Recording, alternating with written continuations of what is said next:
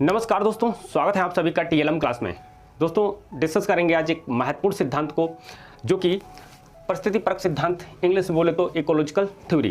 दोस्तों काफ़ी महत्वपूर्ण सिद्धांत है, हम इसमें डिस्कस करेंगे दोस्तों इस सिद्धांत को किसने दिया, इस सिद्धांत की कितनी अवस्थाएं हैं, उन अवस्थाओं में से कहाँ कहाँ से प्रश्न पूछे जा सकते हैं, हम उसको डिस्कस करेंगे। तो आइए दोस्तों हम बात कर लेते हैं कि इस सिद्धांत को दिया किसने है।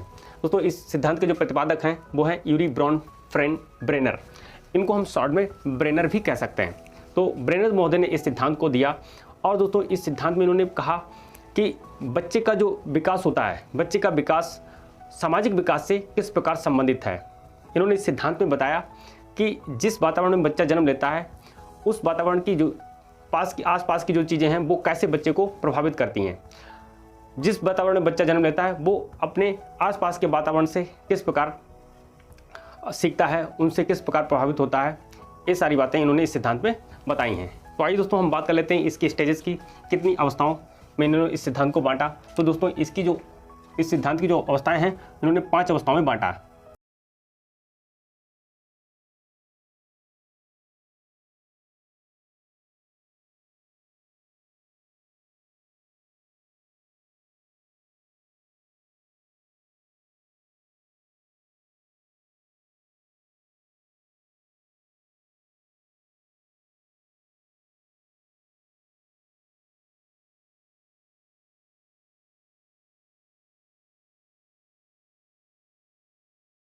दोस्तों तो मीजो सिस्टम,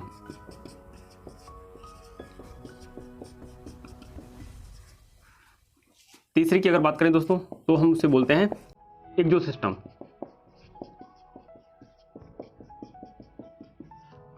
चौथी की अगर बात करें दोस्तों तो इसे हम बोलते हैं मैक्रो सिस्टम।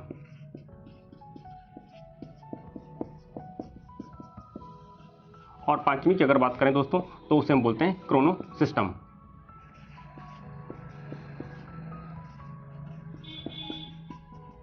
तो दोस्तों इन्होंने 5 अवस्थाएं बताई हैं। पहली अवस्था जो कि आंतरिक अवस्था कहलाती है, ये है माइक्रो सिस्टम। दूसरी मेजो सिस्टम, तीसरी एक्सो सिस्टम, चौथी मैक्रो सिस्टम और पांचवी क्रोनो सिस्टम। इन 5 अवस्थाओं में दोस्तों इन्होंने इस सिद्धांत को बताया है। आइए दोस्तों हम इस फिगर के माध्यम से समझेंगे इन अवस्थाओं को। सबसे पहले दोस्तों हम बात करेंगे माइक्रो सिस्टम। पहली अवस्था जो है इसको दोस्तों बालक की सबसे आंतरिक अवस्था कहते हैं और इसमें वह सारी चीज़ें आ जाती हैं जिससे बच्चा डायरेक्टली प्रभावित होता है। जैसे दोस्तों बच्चे का स्कूल हो गया, परिवार हो गया, उसके दोस्त हो गए, आसपास हो गया, उसका आसपास का माहौल हो गया। ये सारी चीज़ें बच्चे को डायरेक्टली जो प्रभावित करती हैं वो सारी चीज़ें किस में आएंगी, वो आएंगी दोस्तों माइक्रो सिस्टम में। तो आइए दोस्तों एग्जाम्पल के थ्रू इसमें लिख देते हैं, यहीं से क्वेश्चन भी बनता है। तो परिवार हो गया, स्कूल हो गया, आसपास का माहौल हो गया, दोस्त हो गए बच्चे के, ये सारी चीजें बच्चों को क्या करती हैं, डायरेक्टली प्रभावित करती हैं। ये दोस्तों माइक्रो सिस्टम में आएंगी। आई थिंक दोस्तों बात क्लियर हो पाई होगी। आइए बात करते हैं जो दूसरी स्टेज है मेजो सिस्टम। इसमें क्या है, इसमें समायोजन है। इसमें बच्चा क्या करता है, अपने आप को समायोजित करता है। बात करें जैसे वह देखता है कि स्कूल का उसके परिवार से क्या संबंध है, उसके दोस्तों से क्या संबंध है, वह देखता है मेरा परिवार से क्या संबंध है और मेरा स्कूल से क्या संबंध है। वह इन सारे संबंधों को देखता है और इनसे अंतः क्रिया के माध्यम से अपने आप को क्या करता है दोस्तों, समायोजित करता है। यही दोस्तों सेकेंड स्टेप यानी मेजो सिस्टम में ये चीज़ आती है। समायोजन क्या है दोस्तों, समायोजन व्यक्ति का वह गुण होता है जो उसको वातावरण में ढलने में मदद करता है, समायोजन कहलाता है। तो दोस्तों सेकेंड स्टेज में क्या आएगा, समायोजन। केवल वह अपने आप को इन्हीं चीज़ों से क्या करता है, समायोजित करता है अपने आप को।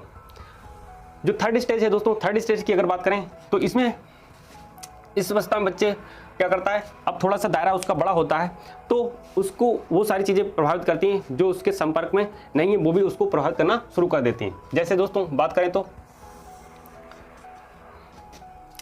माता पिता का कार्य हो गया, माता पिता का कार्य, मास मीडिया हो गई, माता पिता का कार्य हो गया, मास मीडिया हो गई, ये बच्चे को प्रभावित कर देती है। पॉलिटिक्स हो गया, पॉलिटिक्स हो गई, ठीक है, ये सारी चीज़ें बच्चे को क्या करने लगती हैं, प्रभावित करने लगती हैं।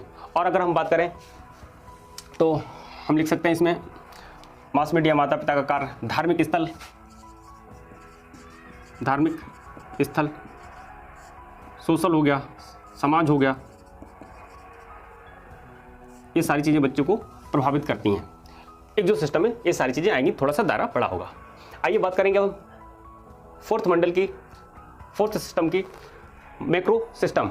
मैक्रो सिस्टम में क्या होता है, बच्चे का और दायरा बड़ा होता है, इसमें बहुत सारी चीज़ें आ जाती हैं, जैसे कल्चर हो गया, बच्चे का जो जहाँ बच्चे का जन्म हुआ वहाँ का कल्चर क्या है, सामाजिक आर्थिक स्थिति क्या है वहाँ की, ये सारी चीज़ें बच्चों को क्या करने लगती हैं, प्रभावित करने लगती हैं। जैसे कल्चर हो गया, संस्कृति हो गई, जहाँ बच्चे का जन्म हुआ वहाँ की क्या संस्कृति, कल्चर क्या है वहाँ का, सामाजिक स्थिति, वहाँ की सामाजिक स्थिति क्या है, वहाँ की आर्थिक स्थिति क्या है, वहाँ की आर्थिक स्थिति क्या है। दोस्तों मानवीय मूल्य वहाँ के क्या हैं, मानवीय मूल्य, ये सारी चीज़ें बच्चे को क्या करती हैं, प्रभावित करती हैं। आई थिंक दोस्तों आपको बात क्लियर हो पा रही होंगी। अब बच्चे का दायरा थोड़ा सा और बड़ा होता है और यहाँ पर वो सारी चीज़ें आ जाती हैं। ये दोस्तों 5 स्टेज है क्रोनो सिस्टम। क्रोनो सिस्टम में बहुत सारी चीज़ें क्रोनो सिस्टम में आती हैं कि जिस दोस्तों क्रोनो का अगर मतलब समझे तो क्रोनो का मतलब होता है काल बोले तो दोस्तों समय, तो क्रोनो का मतलब होता है समय। जिस समय में बच्चे का, जिस समय से लेकर जिस समय तक बच्चे का जन्म हुआ और उस समय में जो भी ऐतिहासिक घटनाएं हुई हैं, उन ऐतिहासिक घटनाएं, वो ऐतिहासिक घटनाएं बच्चे के ऊपर बहुत गहरा प्रभाव छोड़ती हैं। तो दोस्तों इसमें क्रोनो सिस्टम में क्या आएगा, ऐतिहासिक घटनाएं, जो भी ऐतिहासिक घटनाएं उस समय रही हैं जब बालक का जन्म हुआ, वो सारी घटनाएं क्या करती हैं, बच्चे को प्रभावित करती हैं।